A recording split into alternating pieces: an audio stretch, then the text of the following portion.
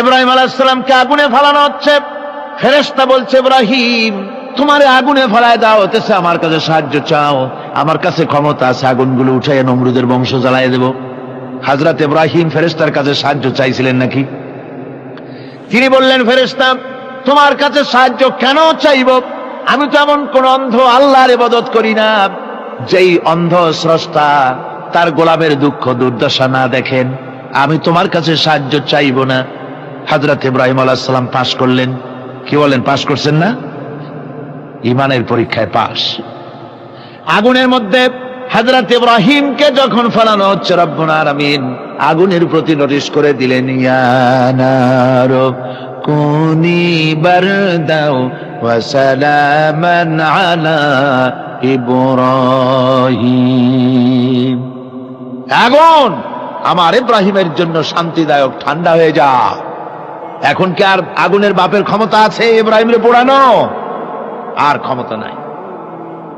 আমার বন্ধুগণ, ইব্রাহিম আগুনের ভিতরে আরামে বসা আছেন, আর ওদিকে নমরুদ বসে বসে দেখতেছে দূর থেকে। ইব্রাহিম তো জ্বলে না, গায়ের মধ্যে আগুন জ্বলে গেল। ডাক দিয়া কয়, আগুন তোর হলো কি? কেন জ্বালাইতে পারিস না আমার দুশ্মন রে? হলোটা কি তোর? তোর কি জ্বালানো শক্তি বন্ধ হয়ে গেল নাকি? আগুনের ভিতর থেকে জবাব এলো, নমরুদ রে, আমার ভিতরে জ্বালানো শক্তি আছে কি নাই যদি প্রমাণ করতে চাও, টেস্ট করতে চাও, তুই নিজে আয়, তোরে শুদ্ধ তামাম দুনিয়া জ্বালাই দিতে পারি, ইব্রাহিমের এক গাছা পশমও জ্বালাইতে পারি না। তার কারণ হচ্ছে আমি হচ্ছি মাখলুক, আল্লাহ হচ্ছেন খালিক। আল্লাহ আমাকে বলেছেন না জ্বালাতে, তুমি 1000 বার বললেও আমি ইব্রাহিমকে জ্বালাইতে পারবো না। কোরআনে কারিমে ঘটনা বলে মুমিনদেরকে সাহস দেওয়া হচ্ছে, মুমিনেরা দ্বীনের কাজ করতে গিয়ে বিপদ আবাজ আসবে, ইমানের দাবি হলো বিপদ আসবে, আর বিপদ আসলে ঘাবড়ায় যেও না, মুসিবতে পড়ে চিন্তায় পেরেশানে হয়রান হয়ে যেও না। বিশ্বকবি আল্লামা ইকবাল কি সুন্দর করে বলেছেন, আজ ভি হোক জু ইব্রাহিম কা ইমা पैदा आग कर सकती है एक अंदाज गुलिस्तान पैदा। ইব্রাহিমের ঈমান যদি আজিও কোথাও হয় বিদ্যমান, করতে পারেন অগ্নিকুণ্ডে খুবসুরত এক গুলিস্তান। আজও যদি আগুনের ভিতরে কোন নমরুদ কোন ইব্রাহিমকে যদি ফেলে দেয়, আল্লাহ রাব্বুল আলামিন আজও আগুনকে ফুলের বাগান বানায়া দিবেন। সুবহানাল্লাহ। ভয় পাওয়ার কারণ নাই, চিন্তা করার কোনো কারণ নাই। আমার বন্ধুগণ, একবার রাসূল পাক সাল্লাল্লাহু আলাইহি ওয়াসাল্লামের কাছে একজন মুশরিক এসেছেন, তার কাছে একটা ভাঙ্গা মূর্তি। হুজুর জিজ্ঞেস করলেন, তোমার মূর্তিটা ভাঙা কেন? লোকটি বলল যে এটি হচ্ছে আমার খোদা, একে আমি সব সময় সাথে রাখি, না জানি কোন সময় কোন বিপদে পড়ি, এই জন্য সাথে রাখি বিপদ থেকে বাঁচার জন্য। পথিমধ্যে আমার প্রকৃতির ডাক এলো, পেশাব পায়খানায় যাওয়ার প্রয়োজন হলো, তো মনে করলাম এমন জায়গায় এই খোদা নিয়ে যাওয়া উচিত না। খোদাকে রাস্তার উপরে রেখে তারপরে গেলাম কাম সারতে। কাম সেরে এসে দেখি যে এইটার মাথা থেকে শুরু করে পা পর্যন্ত ভিজা। মনে করলাম খোদার শরীর ভিজা, না জানি নিশ্চয়ই কোনো পবিত্র বরকতপূর্ণ পানি হবে। তো এই বরকতপূর্ণ পানি আমি নিজে একটু টেস্ট করলাম, জিহ্বা দিয়া চাটলাম, খাইলাম, দেখলাম যে কেমন কেমন গন্ধ আসে, আর কি একটা টক টক জাতীয় বিশ্রী রকমের। তো মনে করলাম পবিত্র পানি এরকমের গন্ধ হবে কেন? এদিক ওদিক তাকালাম, তাকিয়ে দেখি দূরে একটা কুকুর দাঁড়ানো, তার নিচের থেকে পানি টপকাচ্ছে। তখন ভাবলাম যে আসলে কোন বরকতের পানি এটা। আমি তখন রাগ করে এইটা ঠ্যাং ধরে আছাড় মারলাম যে তুই কি খোদা না তুই একটা হুদা? তুই তো নিজেরই ঠেকাতে পারিস না বিপদ থেকে, তো আমারে ঠেকাবি কি করে? হাদিস শরীফ এসছে, রাসূল পাক সাল্লাল্লাহু আলাইহি ওয়াসাল্লাম তখন হেসে দিয়েছিলেন। সে হাসিতে হুজুরের দন্ত মোবারক বিকশিত হয়েছিল, শরীর মোবারক কেঁপে উঠেছিল। হুজুর জিজ্ঞেস করলেন, আমার কাছে কি মতলবে এসেছো? লোকটি বলছে, হুজুর আমার কাছে আজকে এইসব জিনিসের ব্যর্থতা অসারতা ধরা পড়েছে, আমি তাওহীদের আশ্রয় নিতে এসেছি। আল্লাহর নবী বললেন, পড়ো লা ইলাহা ইল্লাল্লাহু মুহাম্মাদুর রাসূলুল্লাহ। মুমিন ব্যক্তি আত্মমর্যাদার সৃষ্টি হয় তার কলিজার মধ্যে, আত্মসম্ভ্রম, আত্মসম্মান। সে কারো কাছে মাথা নত করবে না, তার কারণ সে জানে আমি যার গোলাম তিনি হচ্ছেন সকল ক্ষমতার উৎস। সকল ক্ষমতার উৎস কে? চিল্লায় বলতে হবে, সকল ক্ষমতার উৎস কে? কিন্তু আমার দেশের পার্লামেন্ট, আমার দেশের সংসদ, এই সংসদে নেতা নেত্রীরা সেখানে বসে বলেন সকল ক্ষমতার উৎস, সকল শক্তির উৎস জনগণ। বলেন এরকম, সকল ক্ষমতার উৎস জনগণ। এই ধরনের কথা বলা শিরক, বিশ্বাস করাও শিরক। জনগণের ক্ষমতা কোথায়? জনগণ শুধু ভোটের ক্ষমতা রাখে, ক্ষমতা দেওয়ার মালিক আর ক্ষমতা ছিনায় নেওয়ার মালিক জোরে বলেন কে? জনগণই যদি ক্ষমতার মালিক হয় তাহলে 9 বছরের রাজার 10 বছরের সাজা হয় কেমনে? জনগণ ক্ষমতার মালিক নয়, এটি একটি মিথ্যে কথা। এই কথাটি শিরক। কোন মুসলমানের কথা বিশ্বাস করা উচিত নয়। কথা বুঝতে পেরেছেন? কোন মুসলমানের বিশ্বাস করা উচিত নয়। আল্লাহ পাক পরিষ্কার বলেছেন, আন্নাল কুওয়াতা লিল্লাহি জামিআ, সমস্ত ক্ষমতার উৎস কেবলমাত্র আল্লাহ সুবহানাহু ওয়া তাআলা। কিন্তু বেকুবরা বোঝে না, জনগণকে খুশি করার জন্য, তাদের ভোট যেন বারবার পাওয়া যায়, এই জন্য বলে সমস্ত ক্ষমতার উৎস জনগণ। বেকুবেরা, পাগলেরা বুঝে না, সেই জন্যই তারা এই কথাগুলি বলে। কয়েকটি কথা আমাদের দেশে চালু আছে যে কথাগুলি শুনলে খুবই খারাপ লাগে। একটা হচ্ছে সকল ক্ষমতার উৎস জনগণ, এটি মারাত্মক শিরকপূর্ণ কথা। আরেকটি কথা, যখন রেডিও টিভিতে বলা হয় যে কুতুবদিয়া, হাতিয়া সন্দ্বীপ, কক্সবাজার উপকূলীয় এলাকায় থেকে 280 মাইল স্পিডে বাতাস প্রবাহিত হবে, 30 ফিট উঁচু হয়ে জলোচ্ছ্বাস হবে, গ্রেট ডেঞ্জার সিগন্যাল নাম্বার 10 দেখাবার জন্য বলা হলো। সাথে সাথে তারপরেই রেডিও টিভি থেকে, সরকারি যন্ত্র থেকে সরকারের লোকেরা বলতে থাকেন এই বিরাট তুফান, জলোচ্ছ্বাস এবং ঘূর্ণিঝড়ের মোকাবেলা করার জন্য সেনাবাহিনী প্রস্তুত করে রাখা হয়েছে। কি বেকুফি! 30 ফুট জলোচ্ছ্বাস হবে, সেনাবাহিনী কর্মী কি বন্দুক নিয়ে দাঁড়ায় থাকবে? মোকাবেলা করবা, প্রচন্ড বাতাসের মোকাবেলা করবা তুমি সৈবদ্দি। হ্যাঁ, বরং বলা যেতে পারে ঘূর্ণিঝড় এবং জলোচ্ছ্বাসের পরে যে দুর্যোগ সৃষ্টি হবে তড়িৎ গতিতে, আমরা সেই দুর্যোগকে, মানুষকে ঠেকাবার জন্য আমরা প্রাণ চেষ্টা চালাবো, আমাদের সব মেশিনারি সেজন্য প্রস্তুত আছে, এটা বলা যেতে পারে। কিন্তু ঝড়ের মোকাবেলা করব, মারাত্মক কথা, মারাত্মক কথা। আবার আরেকটি কথা খুবই মারাত্মক, এগুলো পত্র পত্রিকায় দেখি, অমুক দলের অমুক নেতা হসপিটালে মৃত্যুর সঙ্গে পাঞ্জা লড়তেছে। আজীব তামাশা! মৃত্যু কি তোমার মাইকেল টাইসন? মৃত্যু কি তোমার মোহাম্মদ আলী ক্লে যে পাঞ্জা লড়বা? মৃত্যুর সাথে পাঞ্জা লড়তে পারে এমন ক্ষমতা পৃথিবীর কেউ আছে? সুতরাং এগুলো জাহালাতের কথা, মূর্খতার কথা। মৃত্যু যন্ত্রণায় ভুগছে এটা বলা যায়, মৃত্যু যন্ত্রণায় কষ্ট পাচ্ছে বলা যায়, মৃত্যুর সাথে পাঞ্জা লড়ছে, সলিমুদ্দিন সাহস তো কম না। আমার ভাইয়েরা, সুতরাং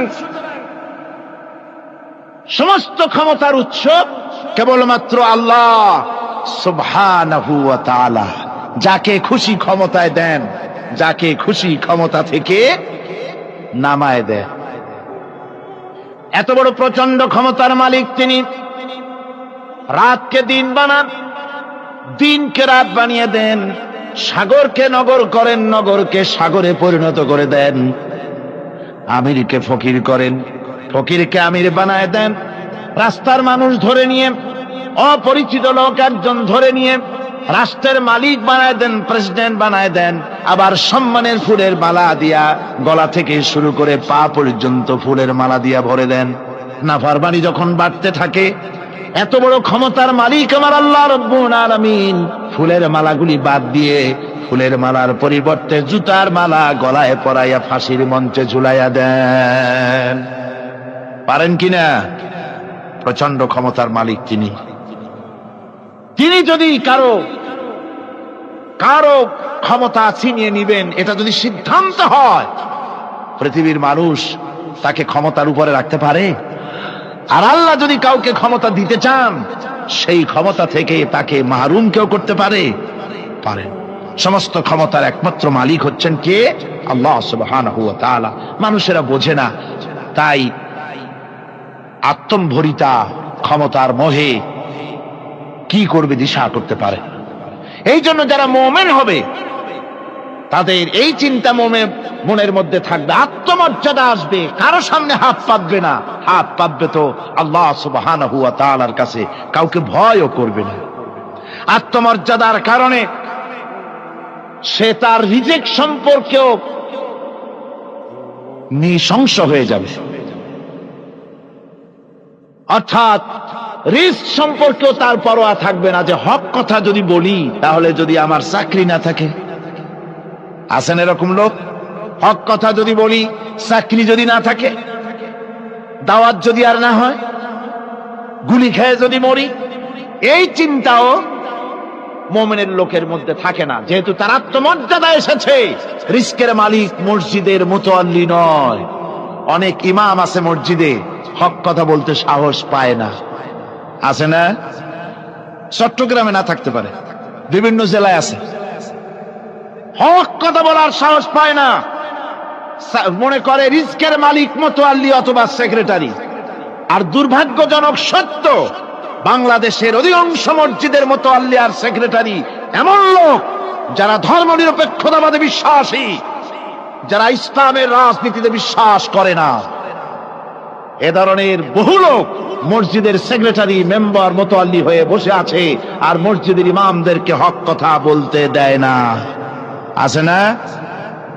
ইমাম সাহেবরাও, আমি কিন্তু পাইকারি কথা বলছি না, আলহামদুলিল্লাহ যোগ্যতা সম্পন্ন ইমাম আছেন যারা কথা বলেন। আবার কিছু লোক আছে যারা ভয় পান। আমি তাদের উদ্দেশ্যে বলছি, কোরআনে কারীম বলছে রিস্কের মালিক হচ্ছেন আল্লাহ সুবহানাহু ওয়া তাআলা। তোমার রিস্কের পরোয়াটা কিসের? ইন্নাল্লাহা হুয়ার রাজ্জাকু যুল কুওয়াতিল মাতিন। রিস্কের মালিক তো আল্লাহ পাক, তার হাতেই সমস্ত রিস্ক। রিস্ক কার হাতে? বাংলাদেশ পৃথিবীর দ্বিতীয় বৃহত্তম মুসলিম দেশ। এই দেশে বসে মসজিদে কথা বলতে ভয় পায় মুসলমানেরা, মসজিদে বসে কথা বলতে ভয় পায়। কিন্তু ভারতের দিকে তাকান, ভারতের দিল্লির জুমা মসজিদের ইমাম আব্দুল্লাহ বুখারী, লোকটার জন্য দোয়া এসেই যায় দিল থেকে। যখন কলকাতার হাইকোর্টে কোরআনে কারীমকে ব্যান করে দেওয়ার জন্য মামলা দায়ের করা হলো, দিল্লির জুমা মসজিদের ইমাম বক্তৃতা করলেন। সেই বক্তৃতার ক্যাসেট আমার কাছে পৌঁছানো হয়েছিল। আমি বক্তৃতা যখন শুনছিলাম, আমার মনে হচ্ছিল যেন তার মুখ থেকে আগুন বর্ষণ হচ্ছে। তিনি বলতেছিলেন যে ভারতকে আমরা সাজায়েছি, এ ভারতকে আমরা পাতা পল্লব দিয়ে, শাখা প্রশাখা দিয়ে, ফুল দিয়ে, ফল দিয়ে গোটা ভারত 850 বছর বসে আমরা সাজিয়েছি। এ ভারতের কুতুব মিনার আমার, এ ভারতের তাজমহল, শীষমহল, এ ভারতের দেওয়ানি আম, দেওয়ানি খাস, এ ভারতের যা কিছু দেখার, যা কিছু সৌন্দর্য সব মুসলমানেরা করেছে। সেই মুসলমানদের কলিজা, সেই মুসলমানদের রূহ, গোটা পৃথিবীর মুসলমানদের মহৎ, পৃথিবীর শ্রেষ্ঠ নেয়ামত আল্লাহ রাব্বুল আলামিনের আখেরি কালাম কোরআনের বিরুদ্ধে কেস হয়েছে। আব্দুল্লাহ বুখারী বলছেন, এই কোরআনের বিরুদ্ধে, কোরআন ব্যান করার মতো রায় যদি ভারতের কোন জজ মুখ দিয়ে উচ্চারণ করে কোরআন ব্যান করা হলো, তিনি বলছেন আমি ভারতের জুমা মসজিদের ইমাম শুধু নই, ভারতের 20 কোটি মুসলমানের ইমাম আমি। তিনি বলছেন যদি কোরআনে কারীমকে ব্যান করার রায় ঘোষণা করবে যে জজ, সে জজকে আমি পায়ের নিচে পাড়ায় ধরে বাম হাত দিয়ে তার জিহ্বাটা টেনে ছিঁড়ে ফেলে দেব। আমার দেশে ভারতের মসজিদের ভেতরে ইমামরা যে কথা বলতে সাহস পায়, আমার দেশের মসজিদের অনেক ইমাম আগে যারা একটু সাহস পেত, এখন আবার অনেকের মধ্যে কোন কোন জেলায়, চিটাগংয়ে না কিন্তু কোন কোন জেলায় সাহস একটু কমে গেছে।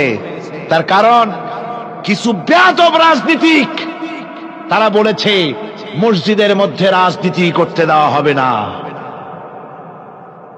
ওরা হচ্ছে বেয়াদব। জোরে বলেন ওরা কি? আরো জোরে বলেন ওই সব রাজনীতিবিদরা কি? তার কারণ হচ্ছে মসজিদে কি বলা হবে আর কি বলা হবে না তোমার মতো বেয়াদব রাজনীতিবিদের কাছ থেকে তাকেও জিজ্ঞেস করবে না। এ ফয়সালা হয়েছে 1400 বছর আগে। মসজিদে কি বলতে হবে আর না হবে তা শিক্ষা দিয়েছেন জনাবে মুহাম্মদ রাসূলুল্লাহ সাল্লাল্লাহু আলাইহি ওয়াসাল্লাম। ওলামাদেরকে মসজিদে ইমামতি যারা করে তারা হচ্ছে ইমাম নেতা। তোমরা তাদের সাথে আদব করতে হবে। তারা কি বলবে আর কি বলবে না ডিকটেট করার অধিকার কারো নাই। অধিকার আছে। সুতরাং আলিমদেরকে, মুমিনদেরকে, যারা নাকি কালেমা পড়ে মুসলমান হয়, তাদের সকলের এই সাহস মনের মধ্যে আসা দরকার, ব্যক্তিত্ব আসা দরকার। কারো পরোয়া নাই, পরোয়া করব শুধুমাত্র আল্লাহর। রিস্কের মালিক তিনি। আল্লাহ রাব্বুল আলামিন বলেছেন, ওয়ামা মিন দাব্বাতিন ফিল আরদি ইল্লা আলাল্লাহি রিজকুহা। এই পৃথিবীর বুকে এমন কোন বিচরণশীল জীব নাই যে জীবের রিস্কের দায়িত্ব আমি আল্লাহ আমার নিজ হাতে গ্রহণ করি নাই। সব জীবের রিস্কের চাবি আমার হাতে। কার হাতে? তাহলে ভয়টা কিসের? আপনার একটা পেট, তাই নিয়ে এত চিন্তা। অথচ এই পৃথিবীতে আল্লাহ পাক বলেন অসংখ্য প্রাণী আছে যাদের কোনো সঞ্চয় নাই। শকুনের মরা গরু অনেকগুলি ব্যাংকে জমা আছে নাকি? কবে কোথায় একটা মরা গরু পাইছে আর খোঁজ নাই, খবর নাই। ওগুলা কি না খাইয়া মরতে দেখছেন রাস্তায় পথে ঘাটে? সুবহানাল্লাহ। অসংখ্য প্রাণী এভাবে দুনিয়া আছে। আল্লাহ রাব্বুল আলামিন বলেন যাদের কোনো সঞ্চয় নাই, যারা কোনো সঞ্চয় করে না, এ ধরনের সাপগুলি, শিয়ালগুলি, বাঘগুলি, পাখিগুলি, জলচর প্রাণী, স্থলচর প্রাণী আর অন্তরিক্ষে মহাশূন্যে উড়ে বেড়ায় যে সব প্রাণী, এ ধরনের শত সহস্র কোটি কোটি প্রাণী, তারা সকাল বেলায় খালি পেট নিয়ে বেরিয়ে যায়। খালি পেট নিয়ে সকাল বেলায় বেরিয়ে গেল, আবার সন্ধ্যায় যখন বাসায় ফেরে সমস্ত প্রাণীগুলির পেট আল্লাহ রব্বুল আলামিন ভরে দেন। সুবহানাল্লাহ। একটা প্রাণীও খালি পেটে বাড়ি ফেরে না। সুবহানাল্লাহ, সুবহানাল্লাহ। অথচ তাদের কিন্তু জন্ম নিয়ন্ত্রণের ব্যবস্থাও নাই। জঙ্গলে যত প্রাণী আছে তারা কি কোনোদিন মিছিল করে এসে বলেছে বাংলাদেশ সরকার আমাদের জঙ্গলের মধ্যে কোনো খোঁজ খবর তো আপনারা রাখেন না, এখানে বাচ্চা কাচ্চা বেশি হইতেছে আর খাওয়াইতে পারি না, এবার কিছু পরিবার পরিকল্পনার ওষুধপত্র পাঠান? কোনদিন বলেছে? বলে নাই, বলবেও না। কে খাওয়ায়? আল্লাহ পাক খাওয়া, আল্লাহ পাক খাওয়া। সুতরাং আল্লাহ রাব্বুল আলামিন রিস্কের মালিক, একথা বিশ্বাস করতে হবে। সেই বিশ্বাসের অর্থ এই নয় যে আপনি চুপ করে বসে থাকবেন আর ফেরেশতারা রান্না করে আপনারে রূপচাঁদা মাছ খাওয়াই দিয়ে যাবে, এরকম না। বিশ্বাস করতে হবে, কাজ করতে হবে, এর ফলে আল্লাহ রাব্বুল আলামিন রিস্কের ব্যবস্থা করবেন। ঈমান আনার পর প্রথম যে কোয়ালিটিটা হবে সেই কোয়ালিটি হচ্ছে পার্সোনালিটি, আত্মসম্ভ্রম, আত্মমর্যাদা। দুনিয়ায় কারো সামনে মাথা সে নত করবে না, মাথা নত করবে কেবলমাত্র আল্লাহর কাছে। সে বিশ্বাস করবে খাইরিহি ওয়া শাররিহি মিনাল্লাহি তাআলা, ভালো মন্দ সব কার কাছ থেকে হয়? আল্লাহর কাছ থেকে হয়। সে কিছুতেই বিশ্বাস করবে না যে কোনো মাজারের কাছে গেলে, কবরের কাছে গেলে আমার তকদির পাল্টে যাবে, কোন মোমেন তা বিশ্বাস করবে না। কথা বুঝতে পেরেছেন? ভালো করার মন্দ করার সবটা মালিক আল্লাহ সুবহানাহু ওয়া তাআলা। এরপরে 2 নম্বরের যে কোয়ালিটি সৃষ্টি হবে মুমিনের মধ্যে ঈমান আনার পর, সে গুণটা হচ্ছে সে বিনয়ী হবে। বিনয়, বিনম্রতা তার এক বৈশিষ্ট্য হবে। বিনয় এবং বিনম্রতার বৈশিষ্ট্য হবে।